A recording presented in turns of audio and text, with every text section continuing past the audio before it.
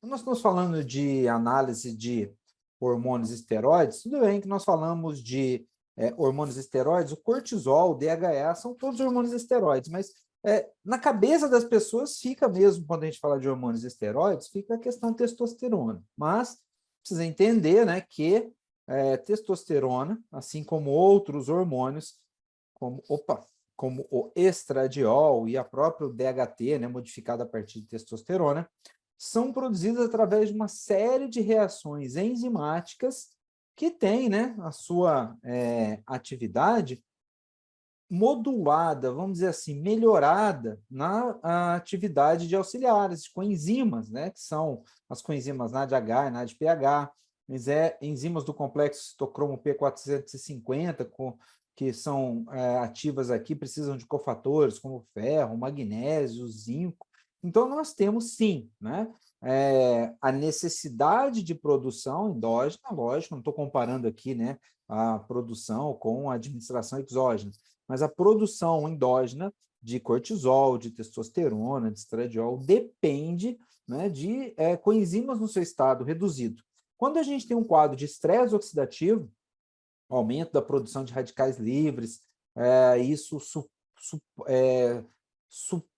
superando, né, ultrapassando a capacidade de defesa antioxidante, nós podemos ter essas coenzimas no estado oxidado. Então, a gente prejudica a produção de hormônios esteroides.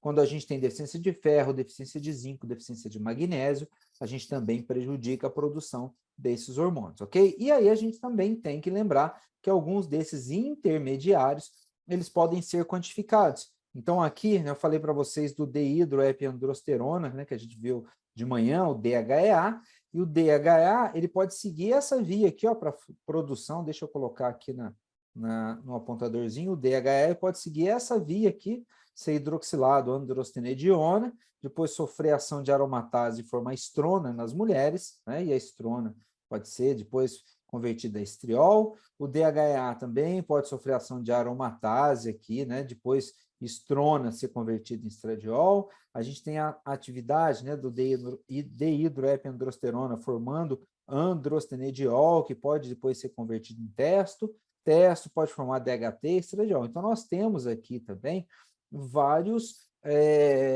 pró-hormônios que podem ser quantificados também. Então, quando a gente está avaliando os hormônios, né, seja a deficiência da produção, seja o excesso da produção, nós podemos também dosar os metabólitos. Agora, se vocês lembrarem lá que eu falei sobre a espectrometria de massas, né, e por que o pessoal utiliza muito isso aí no controle antidoping, é porque a massa consegue determinar exatamente as diferentes moléculas aqui e suas ligações químicas, o que o imunoensaio já não consegue. Se você pegar a testosterona, não é isso? E comparar a molécula de testosterona com a de hidrotestosterona, a gente vai ter uma semelhança muito grande, muda muito pouca coisa. E isso, né, o anticorpo que reconhece isso lá no teste, muitas vezes ele não tem essa capacidade. Então, a gente fica aí naquela questão comentada ali da sensibilidade e da especificidade. Outra coisa que a gente precisa entender é que esses hormônios, principalmente a testosterona, estão muito sujeitos à ligação a proteínas de transporte. Então, quais são as proteínas que ligam testosterona no homem? Tá? Então, a gente tem aqui no homem, a testosterona pode se ligar em albumina, em SHBG e em CBG. Tá? Bom, o Vitor tem uma pergunta interessante aqui que eu acho que eu não vou deixar passar para frente para responder agora, porque eu acho que é legal. Ó, por que alguns laboratórios não conseguem mensurar testosterona acima de 1.500? O Vitor, não, eu acho que não foi você que me perguntou isso outro dia pelo Instagram, mas teve uma pessoa que fez a mesma pergunta, tá? Não é que eles não conseguem dosar acima de 1.500, é que eles não querem dosar acima de 1.500. Por quê? Quando o resultado dá acima do valor máximo que o laboratório consegue, ele tem um aparelho, e ele consegue pegar até um valor X. Então, por exemplo, no caso 1.500, deve ser o limite máximo desse teste. Então, acima de 1.500, ele não quer saber se é 2.000, 3.000, 4.000, e ele não libera, né? O que o laboratório deveria fazer? Eu já trabalhei em laboratório por muitos anos, né? E vou dizer que isso é uma luta que a gente tem. A gente quer saber, com certeza, e deve, porque quando você faz a solicitação do exame, lá não está escrito, né, que você vai receber o valor maior, não, você quer saber o valor real, né? Por exemplo, se você chega num local e fala assim, qual que a capacidade, quanto de público tem nesse evento? Aí já pensou, você fala assim, tem mais de 1.000 pessoas, e você está vendo lá que pode ter 50 mil, qual que é a diferença? Então, olha só, o laboratório ele deveria fazer o quê? Diluição da amostra. Mas para fazer diluição da amostra, ele tem que repetir a amostra. Ele teria que pegar essa amostra que deu 1.500, diluir isso, por exemplo, 10 vezes, né, e passar novamente. Então, vamos pensar. Se deu 1.500, é o máximo que o laboratório consegue liberar, se ele diluir essa amostra 10 vezes, e a análise der, por exemplo, 150, é 150 vezes 10, então, tipo, 15 mil ou 10 mil. Então, ele consegue fazer isso. Só que nesse repetir, ele vai gastar mais uma vez o reagente para fazer, vai gastar talvez uma calibração, e ele não quer. Então, tipo assim, ele vai gastar, a não ser que ele cobrasse novamente do paciente. Então, o que eu recomendo? Todas as vezes que você for solicitar testosterona, e você já sabe que a pessoa é alguém que usa testosterona ou que vai dar um resultado acima, já coloca uma palavrinha lá, quantitativo. Se você colocar a palavra quantitativo, eles são obrigados a dizer a quantidade, não simplesmente falar que tem mais que 1.500, tá? E aí, essa pessoa me perguntou, olha, professor, eu fiz, deu tal valor, aí eu quero fazer essa análise diluída, então aí ou você entra em contato com o laboratório ou você escreve essa palavrinha quantitativo, tá?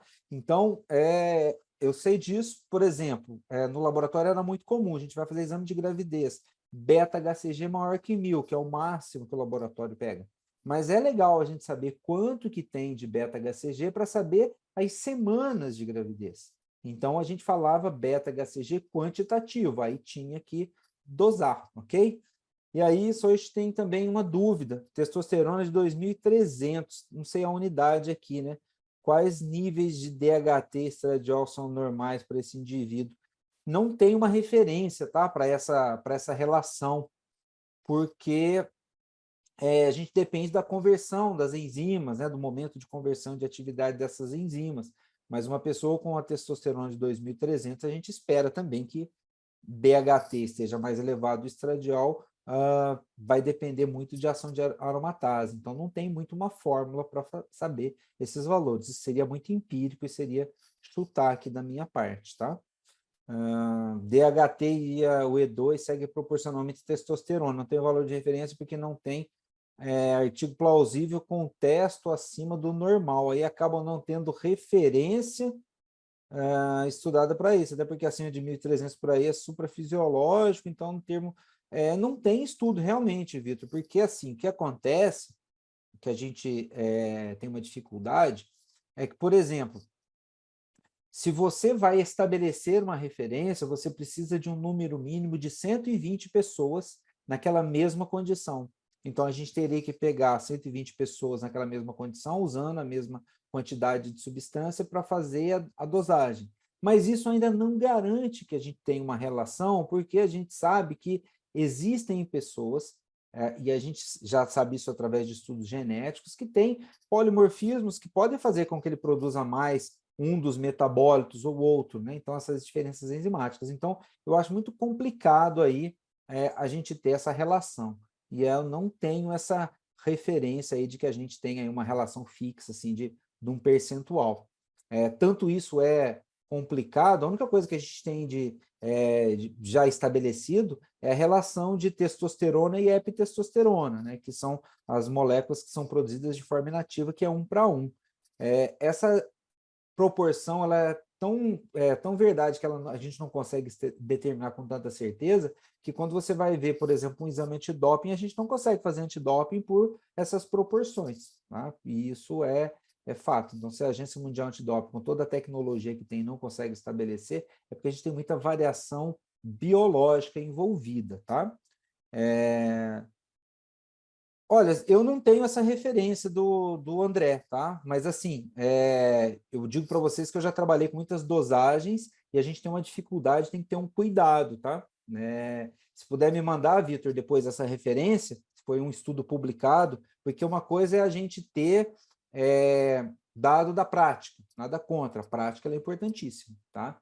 Mas o estudo controlado ele é complicado, porque a gente tem questões metodológicas, questões individuais e selecionar um público, tá? Então, se você puder mandar essa referência para mim depois, e a gente pode debater isso com certeza podemos marcar um horário e debater isso, porque assim, a gente tem uma dificuldade muito grande em relação a métodos e a variação biológica, tá? Isso é importante, eu acho que depois vale a pena a gente trocar uma ideia sobre isso sim, com certeza, quem sabe dar um material aí para inclusive engrossar isso, valeu?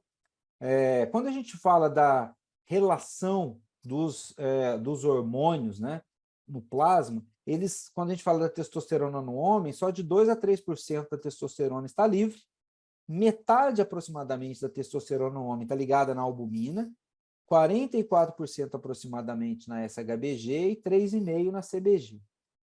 Quando a gente fala dessas proporções, né, a gente tem aí, qual que é a diferença disso em relação à mulher? Quando a gente fala na mulher, a gente tem aproximadamente 66%, quase um terço, ligado na SHBG. 30% aproximadamente na albumina e 2% na CBG. O que é essa CBG em azulzinho? É a mesma proteína que transporta cortisol, ela também tem uma afinidade por testosterona. Menor, mas tem. A mulher só tem de 1 a 2% de testosterona livre no plasma. Então, quando a gente fala dessa relação, além da mulher ter menos testosterona livre no plasma, tá? Ela produz menos testosterona. Por isso que a gente já comentou aqui hoje que temos muita dificuldade de quantificar valores de testosterona baixos em mulheres. Se dentro da faixa normal, eu já peguei aparelhos que não conseguem determinar o valor mínimo da testosterona. Se por um lado a gente tem lá o maior que 1.500, a gente também tem o menor que um certo valor, que também interessa a gente saber menor quanto, tá? Então, primeiro eu tenho menos ligado aqui, e no homem eu tenho mais, eu tenho menos livre, e no homem eu tenho mais fração livre, e o homem ainda produz mais. E tem um outro detalhe, a ligação da testosterona na SHBG é muito mais forte, a afinidade é muito maior. E a afinidade da testosterona pela albumina é menor. Então, a testosterona na albumina, ela desliga mais facilmente. E se vocês olharem aqui, o homem ele tem metade da testosterona dele ligado na albumina, aproximadamente. Isso facilita a entrega dessa testosterona para a testosterona livre. Já na mulher, ela tem mais testosterona na SHBG, e ela tem condições em que aumenta bastante a SHBG. Todas as vezes que eu aumento a SHBG, eu diminuo a fração livre, porque a proteína de ligação liga mais testosterona. Tá? Então, aí a gente tem aí um processo aqui importante que seja levado em consideração. Aqui o Fábio tem uma interessante, ó. Existem trabalhos relacionando o consumo de albumina na dieta e o nível de testosterona sérica. Existem trabalhos mais antigos, tá? Mas o que a gente observa é que a albumina, por ter essa, vamos dizer assim, essa afinidade menor, mesmo que a gente aumente bastante a albumina no sangue de uma pessoa, por conta do uso e da suplementação, a gente não altera tanto esse equilíbrio, porque à medida que você vai diminuindo a fração livre, a própria albumina vai se desligando, tá? Então, a gente não teria um efeito tão grande aqui. A gente vai ter um efeito maior desse tipo de utilização quando a gente está falando do consumo de albumina na dieta, do cálculo, né? Quando a gente está falando de análises que estão relacionadas a cálculo, tá? Bom, quando a gente fala desse processo aqui, então, existem as fórmulas de estimar, né?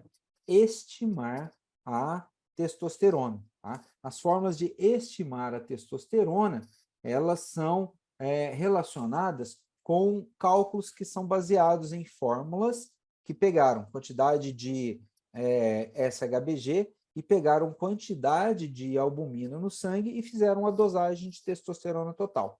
Existem várias fórmulas, tá, que o pessoal utiliza.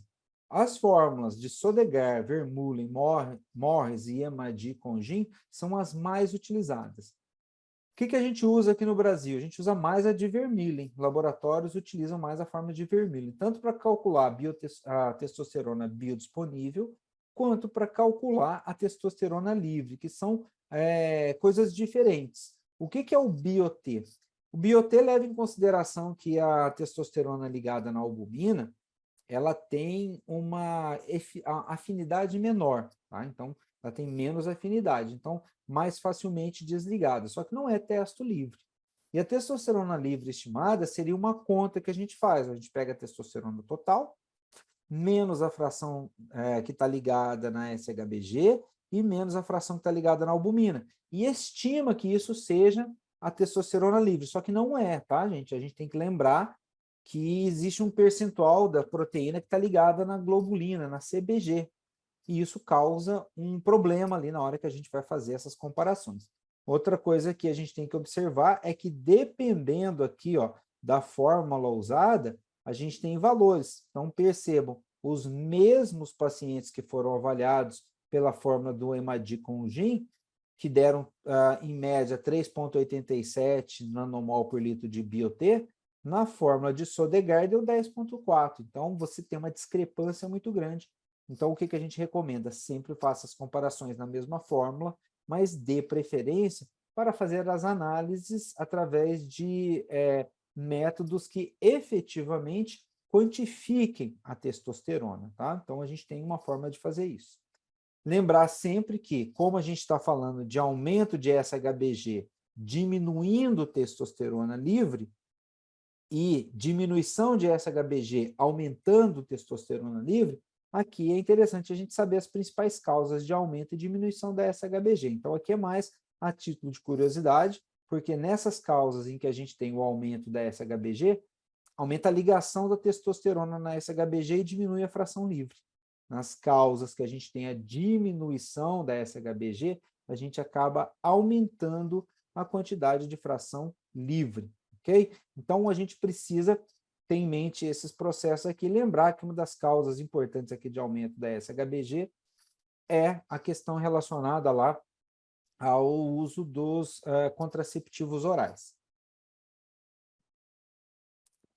Bom, outra coisa que a gente precisa lembrar é que a testosterona ela estimula a eritropoiese, tá? Então, a testosterona também estimula a eritropoiese a partir, né, do estímulo da liberação de eritropoetina.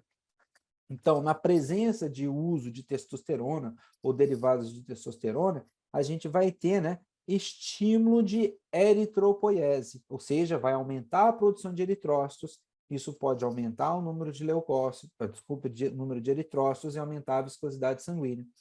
Só a título de curiosidade, quem lembra aí vai me ajudar nesse momento, qual que é o exame que vai aumentar no sangue, né? O exame que vai aumentar no sangue, cerca de 3 a 4 dias depois do uso da testosterona. Quem lembra aí? Quem lembra o nome do... Não é o hematócrito, vai aumentar um pouco mais lá na frente. O exame daquele parâmetro mais sensível.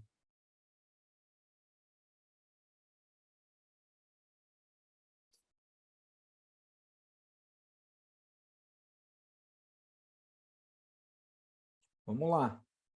Quem lembra o nome do exame? Vou colocar para vocês aqui, então, que eu acho que vocês não vão lembrar, mas depois dessa aqui vão, hein?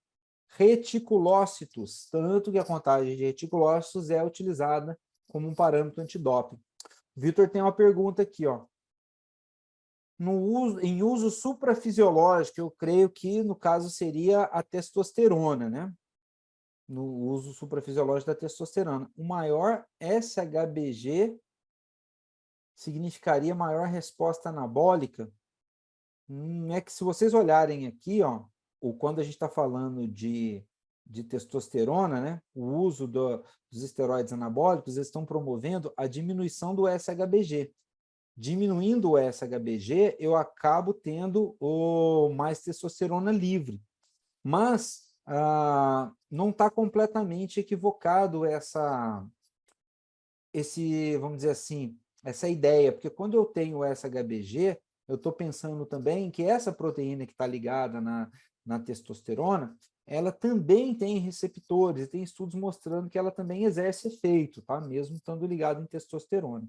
Mas aqui a gente pensa que quando você está dando o esteroide anabólico, você está acabando ali num processo de alteração dessa proporção aqui, ó. Quando nós estamos falando de diminuir um pouco a produção do SHBG. E aí, quando eu estou, lógico, aumentando o SHBG, eu tenho outros efeitos, né? Não só tem que lembrar que a SHBG, embora ela seja uma proteína de transporte, ela também tem estudos mostrando que ela tem receptores aí para algum tipo de ação, tá? Mas é mais ou menos esse o raciocínio.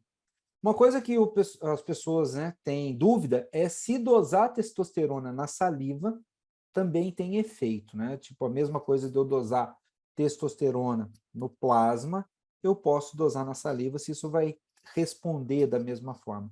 E olha que interessante, né? A gente tem estudos como esse, ó. Testosterona livre no plasma tem uma correlação positiva de quase 0,8% com a testosterona salivar.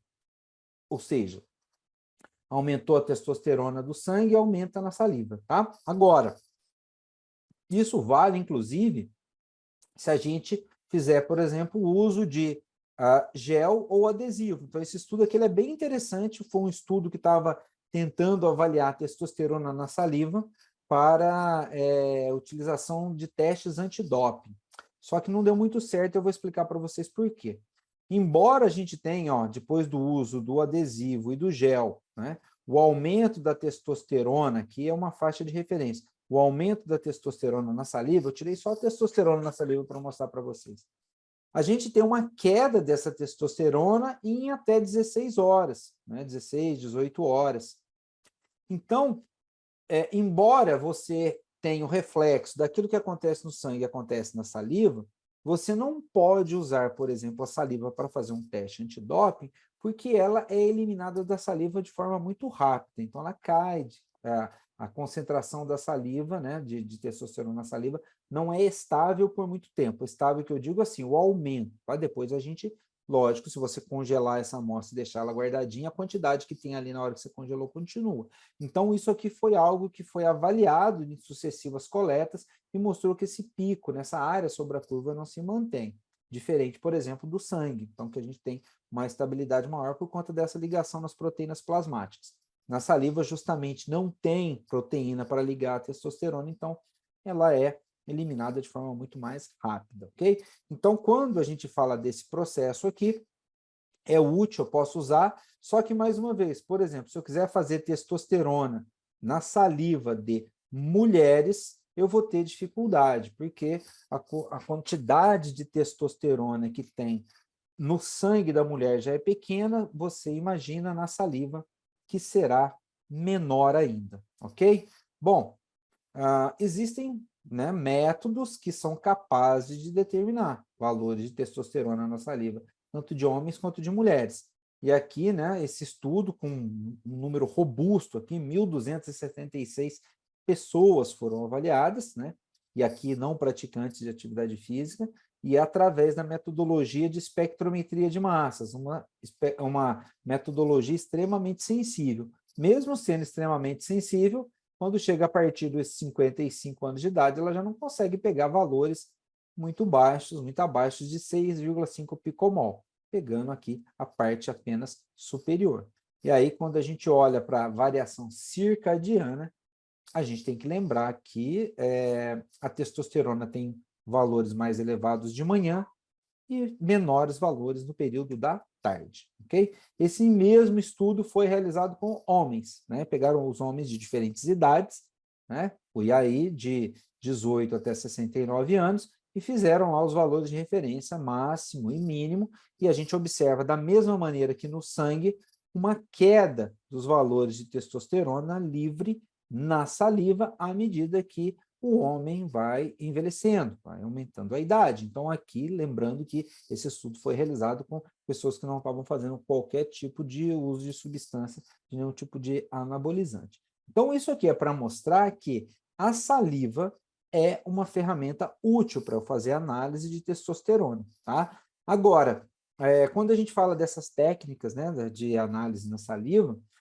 as técnicas são muito mais sensíveis. Então, quando a gente está falando de pessoas, por exemplo, que têm valores de testosterona, como foram colocados aqui, por exemplo, testosterona de 1.500, acima de 1.500, na saliva, dificilmente a gente também vai conseguir quantificar, porque os métodos da saliva, eles conseguem quantificar muito menos do que no sangue, porque a gente tem quantidades muito pequenas de testosterona na saliva.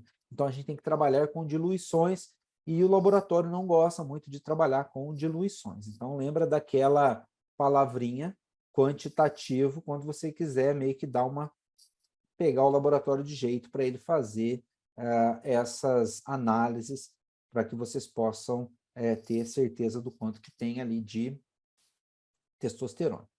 Eu vou colocar para vocês aqui um exemplo, né, de um grupo que a gente avaliou, né, jogadores de futebol da categoria sub-20.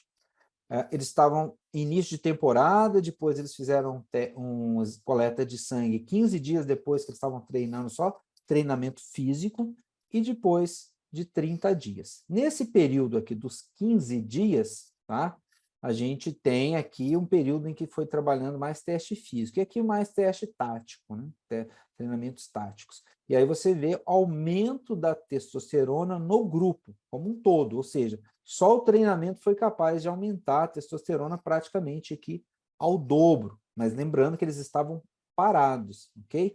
E aqui a gente tem, né, os valores de testosterona, né, com um atleta em particular, tem valor próximo do mínimo. Aqui a gente tem esse atleta, depois dos 15 dias treinando, praticamente a testosterona saltou de 5 para mais de 20, e depois se manteve nesse nível.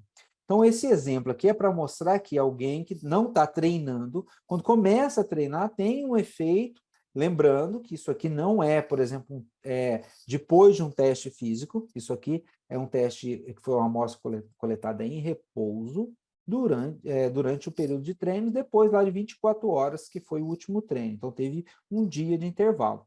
Então, isso para mostrar que a gente aumenta os níveis de testosterona dependendo do treino. Só que esse aumento, gente, ele varia muito de pessoa para pessoa. Se a gente pegar uma pessoa que já está treinada, que está treinando, isso aqui ele veio de férias, estava parado. Se você pegar uma pessoa já treinada, ele não vai ter essa mesma resposta, tá? E você vai ter, dentro de uma faixa de referência, pessoas, atletas e praticantes de atividade física que têm testosterona próximo dos valores mínimos e outros que têm testosterona mais próximo dos valores máximos. Aqui é importante lembrar que os valores de testosterona observados são valores de testosterona no plasma, testosterona livre que foi quantificada. Isso aqui não foi calculado, ok?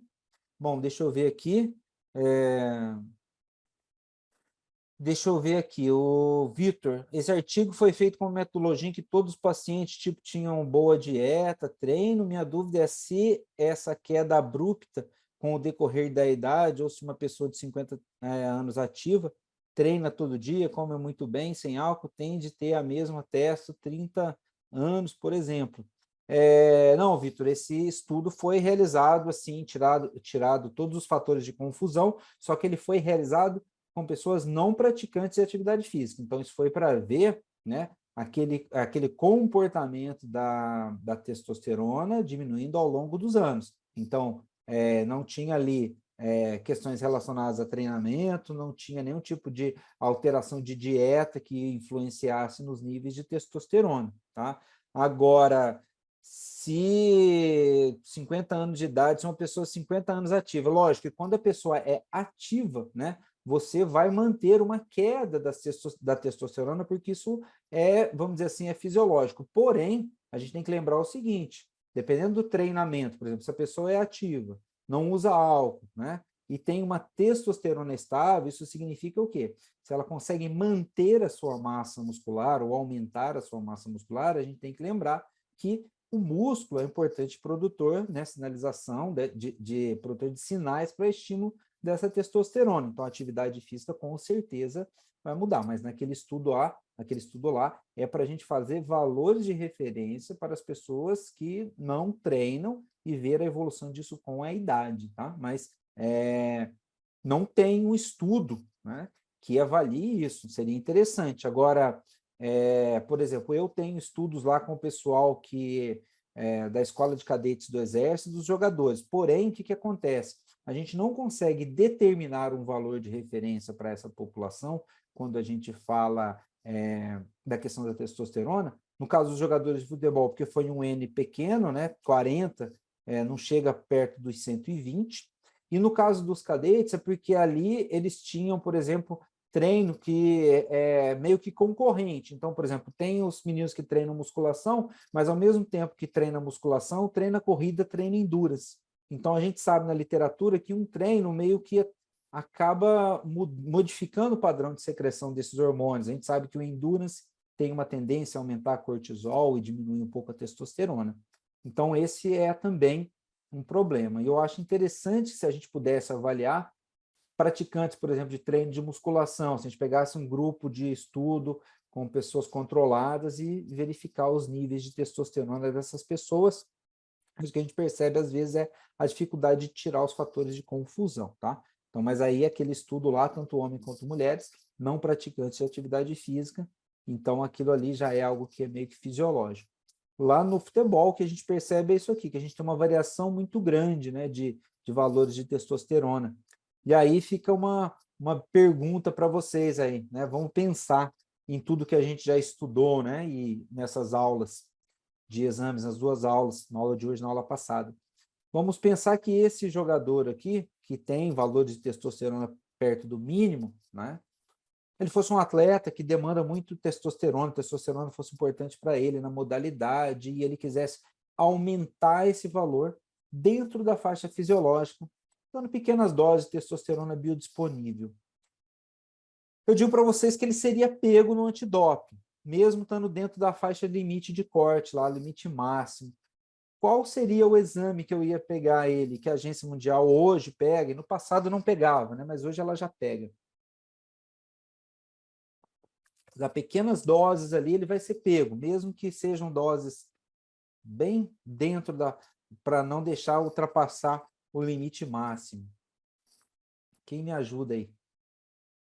Perfeito, Stefano, os reticulócitos, tá? Os reticulócitos. E também a dosagem, a relação testosterona, epitestosterona.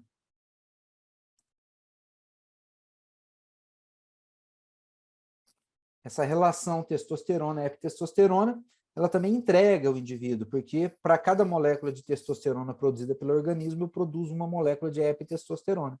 Se estiver vindo testosterona de fora, essa relação vai estar alterada, tá? Então dá para fazer essa análise também.